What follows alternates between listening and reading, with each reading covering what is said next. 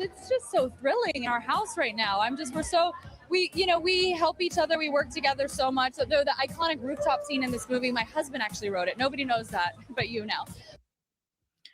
Hey guys, so I'm sure we all remember this mind-blowing moment when Blake Lively disclosed that her husband actually wrote the rooftop scene. The public was stunned, but not only the public, so were Wayfarer and Sony, by the sounds of it. So I'm going to go here.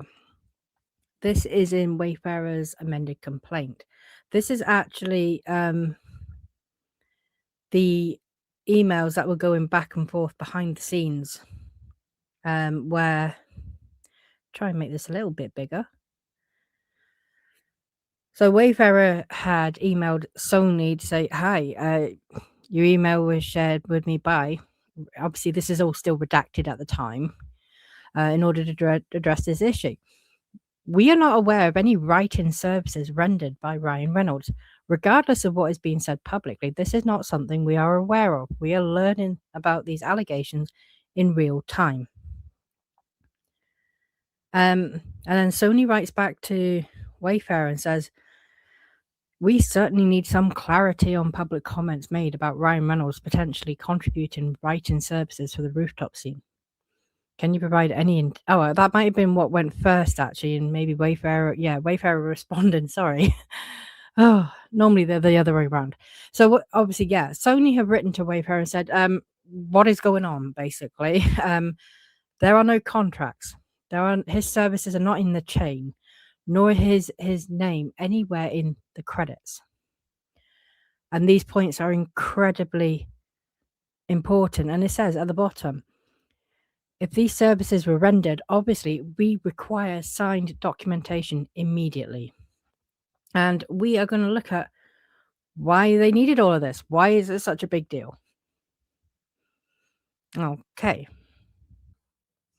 So to do this, we need to look at the Writers Guild of America rules, basically. What is around this? We have to start by pointing out that Christy Hall, who is the actual writer for It Ends With Us, is not a member of the WGA. So she is not bound by the rules. The WGA rules only bind the actual members. So let's look at who is a member of what. Ryan Reynolds is a member of the WGA. Justin Baldoni is not, nor is Blake Lively, and nor is Christy Hall, and nor is Jamie Heath. Those are the main kind of people involved in this. As far as PGA goes, Blake Lively is now a member of the PGA. Jamie Heath is a member of the PGA. Justin Baldoni, Ryan Reynolds are not. And then the DGA, which is the Directors Guild. Only Justin Baldoni is. He's a member of that. But the DGA actually apply their rules differently. This is just one of, I think, a series of 3. So I've got 2 more videos to follow. So this one's going to be about the WGA.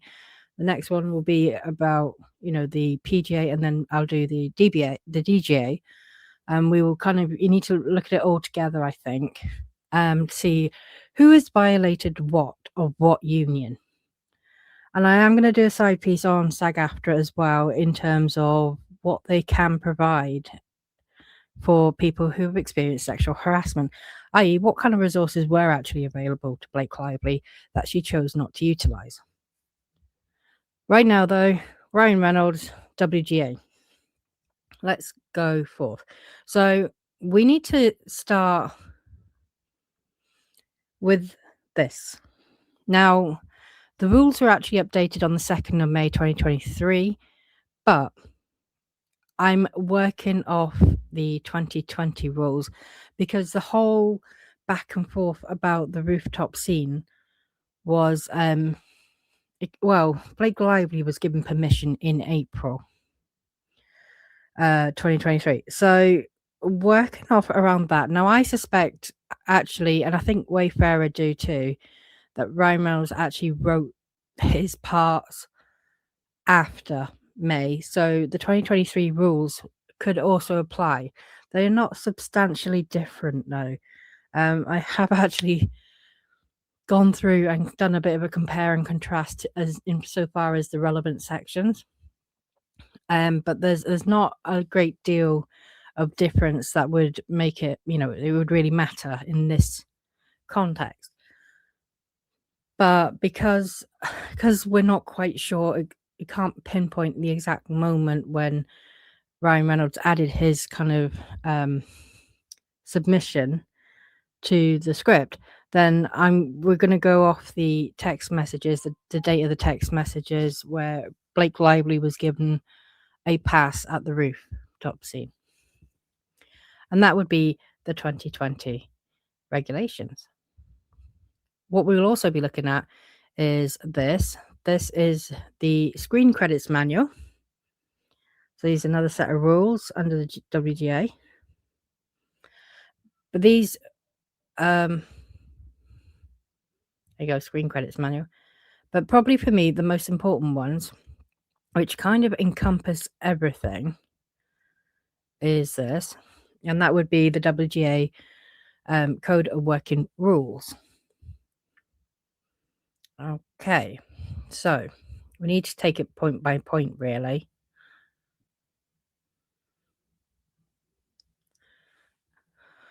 So what rules does a WGA member violate when they secretly rewrite a script without the company's knowledge? And the lack of the production company's knowledge is kind of integral because it removes any kind of defense that the company knew about it.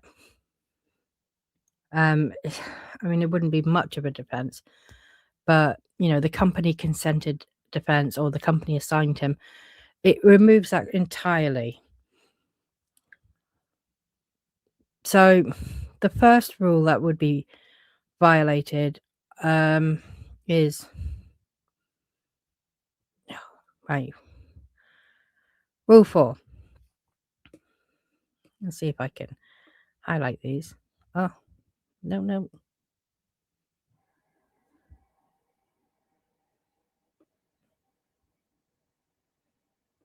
Okay. Rule 4. No member shall do any work, including reviewing stock film, before the commencement of a definite assignment under contract.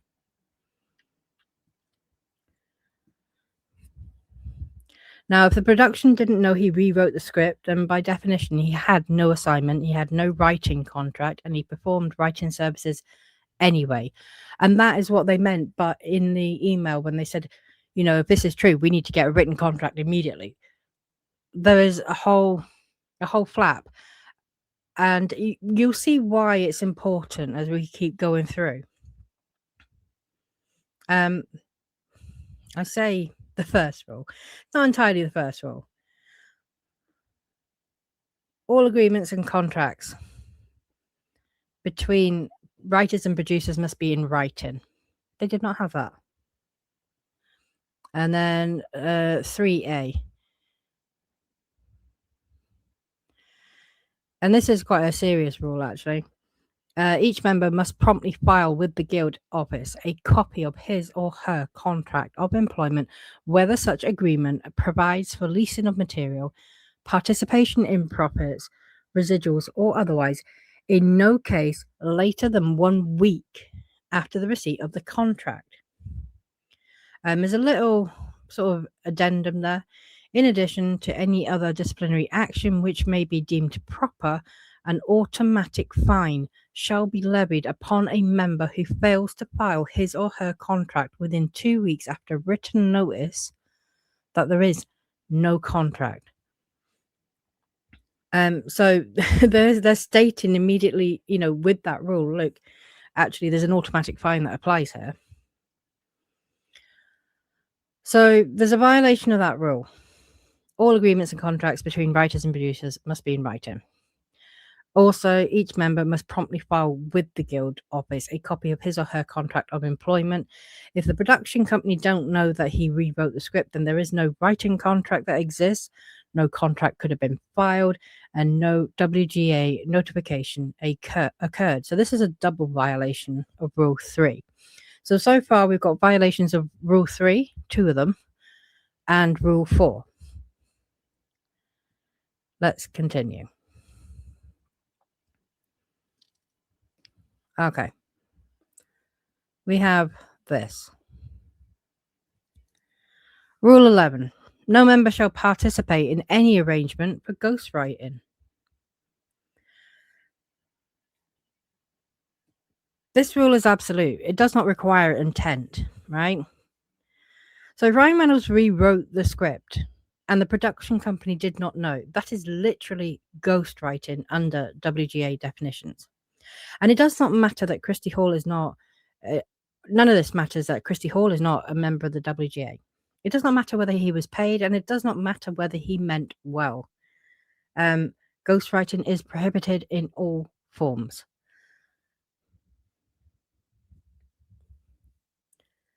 Okay. There is a bit of going back and forth because I'm going through these in specific order. That makes sense to me, but it may not make sense to you. Okay, so rule 5. This rule is about accepting employment that violates the MBA. The MBA is the big document. It's over it's nearly 800 pages long. The first one I showed you, let me just go back to that. So let's just quickly share this. This is the MBA. This is minimum basic agreement. Very, very long document. And as I said, we are technically working off the 2020 version, but the 2023 version may apply. It depends when the violation actually occurred.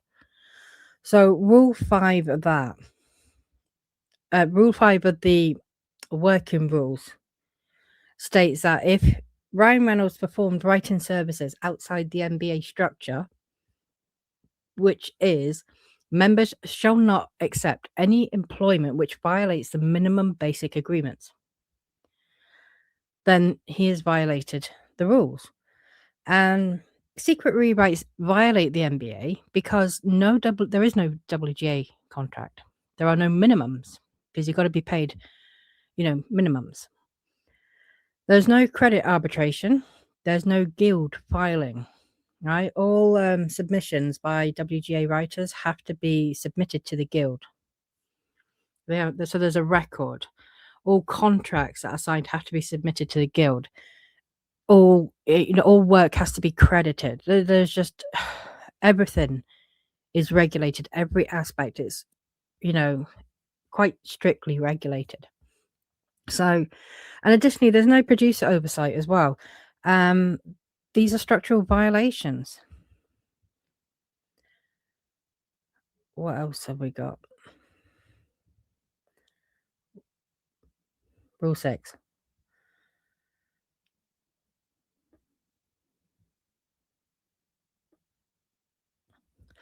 No member shall contract for employment with any producer under terms less favourable than those set forth in the applicable MBA.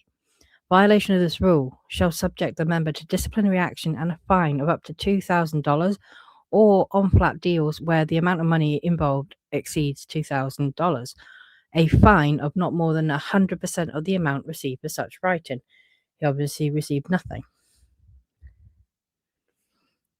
There's a little note here as well. If you're working at the minimum on any assignment, check with the guild office for further particulars as to the applicable provisions of the minimum basic agreement. Okay.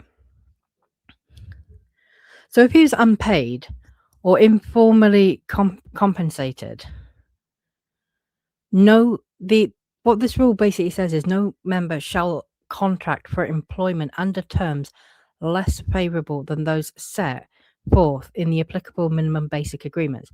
Secret rewrites are by definition below minimum when you're not being paid for them. Well, obviously that applies to all secret rewrites because if no one knows about it, you're not being paid. But yeah, that's just so that's a violation of Rule 6, right? There are rules about the minimum compensation a writer can receive, and anything below it is a violation. Then we've got yes, credits and arbitration.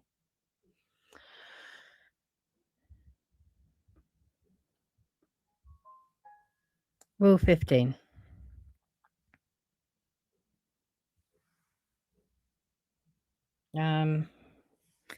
Rule 15. No member shall accept credit which misrepresents the member's contribution.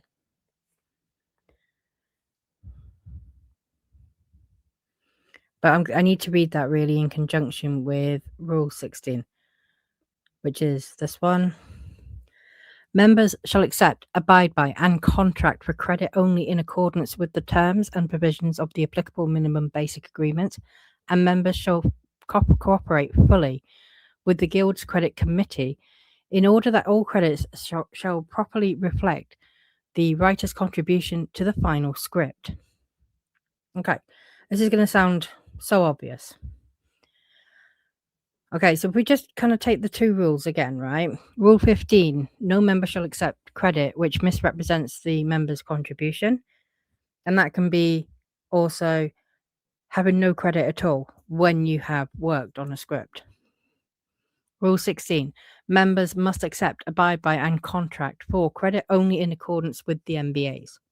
So if Ryan Reynolds contributed writing but did not submit to credit arbitration, did not disclose his contribution, and allowed another writer to receive sole credit, this is a violation of both Rules 15 and 16. And I think there was there was one more. Yes, Rule 9. It shall be the responsibility of every member to report in confidence to the Guild office for appropriate action any violation or abuses of the terms and working standards established by the current minimum basic agreement and code of working rules, including any offers of employment which violate the current minimum basic agreement. So let's break that down a little. The main thing, the point of that particular rule is if there is a failure to report violations, because every member has an obligation to report any violations, even if the violations are their own. So members must report any violation or abuses of the minimum basic agreements. And if Ryan Reynolds knowingly participated in a process that violated the MBA, for example, uncontracted writing, he also failed to report it. So why is this a problem? Why is the fact that Wayfarer and Sony had no idea that this happened such a big problem? Well, the WGA rules assume that the company assigns the writer, contracts the writer, files the contract, and then supervises the work. But if the company didn't know that a WGA member was working on their script, there was no assignment according to Rule 4. There was no contract according to Rule 3. There was no filing according to Rule 3B. There was no MBA compliance according to Rule 5. There was no credit process according to Rules 15 and 16. And there was ghostwriting according to Rule 11. And it becomes a stacked violation scenario. So to try and sort of summarize it a little bit. I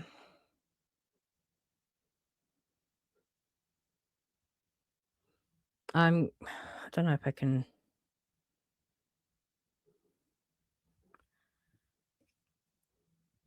Bear with me, sorry.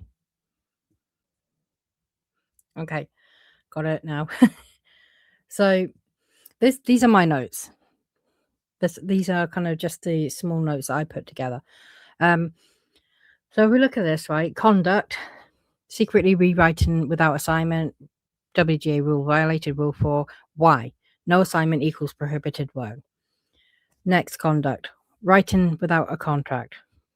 The rule violated Rule 3A. All writing contracts must be written.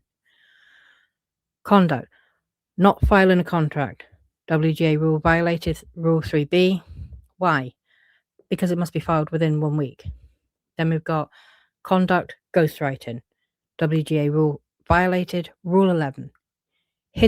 Why? Hidden writing equals ghostwriting. Conduct. Working outside MBA structure. That's the minimum basic agreement structure. WGA rule violated. Rule 5. Why? Because it violates the MBA terms. Conduct. Working below minimums. Rule 6. Why? Secret/unpaid writing is below minimum. Conduct. Not entering credit arbitration. Rules violated are Rule 15 and 16. Why? Misrepresents contribution. Conduct. Not reporting violations. WGA rule violated. Rule 9. Why? Because there's a requirement to report MBA breaches. And as I made a little note for myself there, this is not a small infraction. It's a multi-rule breach. And then helpfully, thanks to, again, to the wonderful asshole media, I think if I remember correctly, I go to her post, it is actually Sonia and Crafty's page that she's displaying there, so credit as well to Sarah. Ryan Fuckbrace. I love her.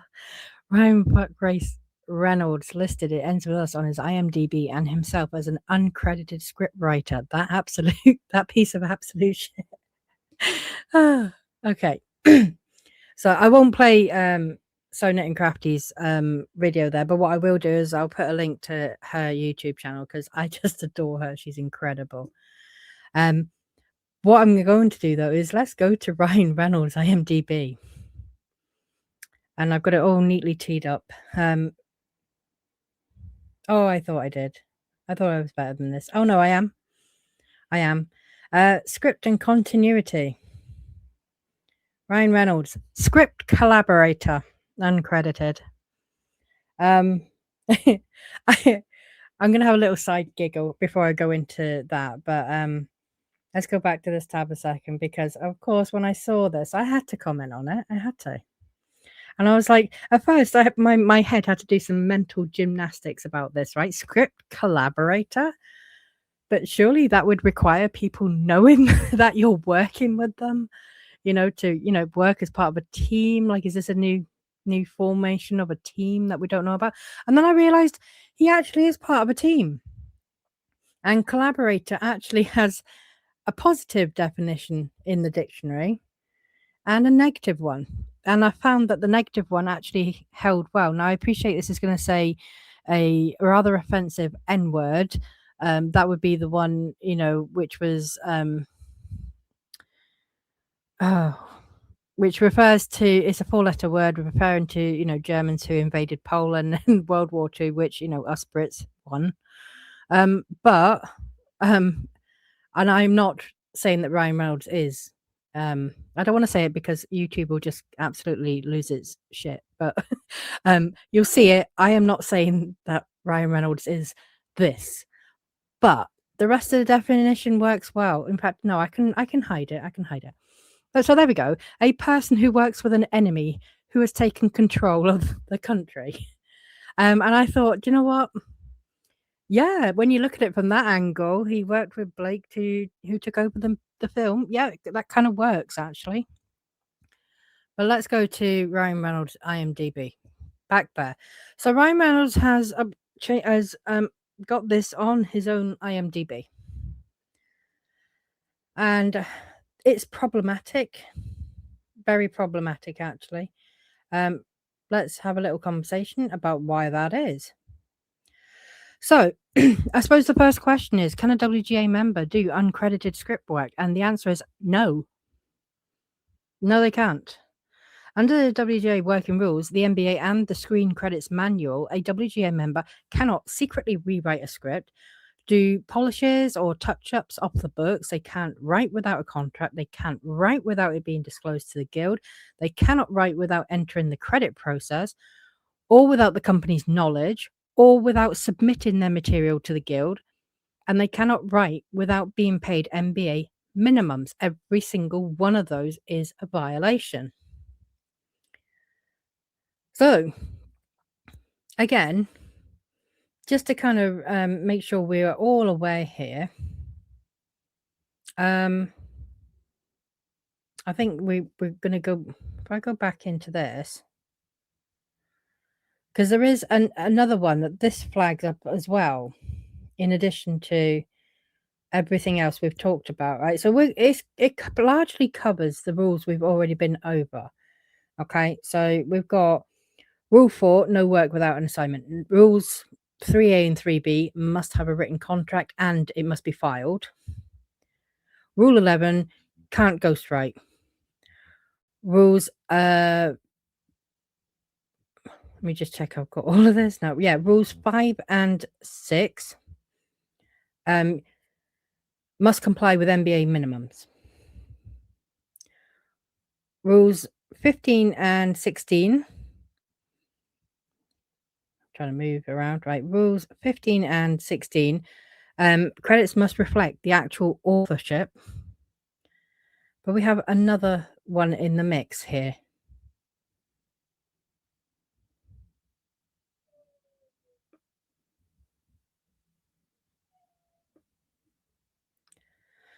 Rule 12. Each member, upon being assigned under an employment contract, is required to ascertain from the proper authorities in the production company the name or names of any other writers currently assigned to the same material. It will be an obligation of the member to notify the other writer or writers on the property of the fact that he or she has been assigned to it. So, when you're uncredited, though, you were never assigned, so you never notified anyone. Then, and the obligation to notify people is there. And that is why everything is so strict. We have to, all the contracts have to be submitted to the WGA, have to be filed. All your work has to be submitted to the WGA. As you have to, meet so many rules, right? Because you have to not only keep peace in terms of, upholding the WGA rules that apply to you, as in that apply to Ryan Reynolds as a member, you have to, make sure that you are not infringing on any other person's rights, whether they are a WGA member themselves or not. At the end of the day, Christy Hall was a writer on It Ends With Us. Justin Baldoni technically was also writing and working on the script, and they did give permission for Blake Lively to do that. Now,